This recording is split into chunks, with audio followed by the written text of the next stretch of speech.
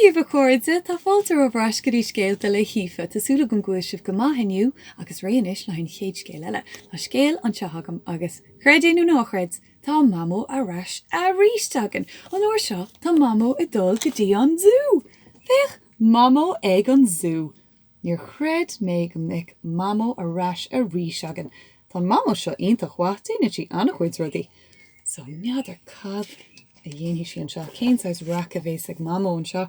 So mamó ag an zoo. So rinne Mary Arrigan na pictúí dún agus scríb si dún é freisin. So tá scitamíní áthisiirm sa mamó. Tá méid dul go dtí an zoo.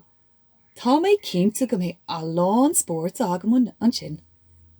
Tá mála mór chúl an ruthair ag mamó fech. Tá picnic sa bhála agus a lán rudí eile freisin. So feic tá ruthair a raisici. Peekaboo sa mamó. Díomh a shiráfa. Lábrá. Tá fatíos na siráf. Cén suirt anmhí é sin. Hús sa chrán. Sa siad. Cé tá sa chrán. Mamó sa chrán. Ó, nach even an sport é seo sa mamó. Tá mé ag lúsca leis na muncathe. Bhí sport an dain ag na muncathe freisin. Woohoo! San na muncathe le chéile. Feic mamó. Ó, a dhé. Gus na muncathe ag ithe gachart ó nó. Oscail de bhéal sa mamó leis an dobharach. Glanhí mé do chuid féachla. Ó, sa an dobharach. Goma, goma, sa mamó. Glan sí na féachla go léir na scúb agus téas féachla. Sinna é, siise, anis tá féachla blana agat.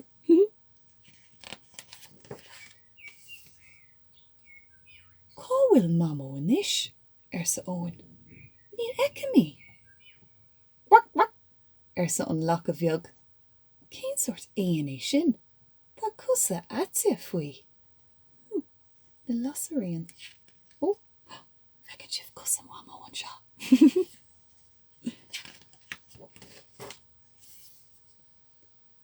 Éistí le ceol an radio a rónta, a déir mamó.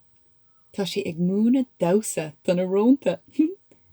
Nach ionintach an sport é seo san na rónta. A haon dó trí, a déir na rónta. Go léir ag dása. Tá sé an lón inis sa mamó. Agus ina dhé sin bé colla beag an tróna agam. Bí ciún in éis a hígar, gur mágad. Sa an tígar. Cá bhfuil mo lónsa? Bhí an tígar gurí lón go má.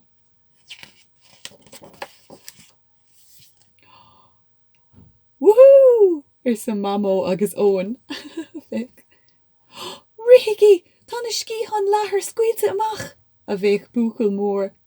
Ho! Nach granmhar an clas é seo. Sa mamó agus óin agus iad a gcóire. Féachar. Na féachla tá orthu tá si cosúla scíhan láthair. Hup! Sa mamó. Thuas san air atá sí inis. Thrunk Nelly an elephant. Seo í mamó mo charan nua san Nelly. Agus bheith mála mamó an sin.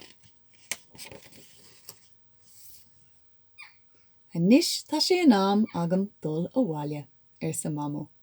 Tá an dhealach sa spéir agus tá na hanmhaithe go léir ina gola go sábh. Ó, nó hin a chialann mamó. Tá sí ras ar an ruair. Agus sin an teir, agus sin óin an sin I gcóir a fós. Ó, agus sé rá freisin go hálan. Níor chreid mé go mbeadh mamó có ionintach sin riamh sa domhnagan. Sí ionintach bhá. Tásúla go roihain sibh tanna sin a chuirde, taithníonn scéalta le mamó go mórlamsa. So, sláán in is a chuirde agus feice mé sibh an chéad eile. San!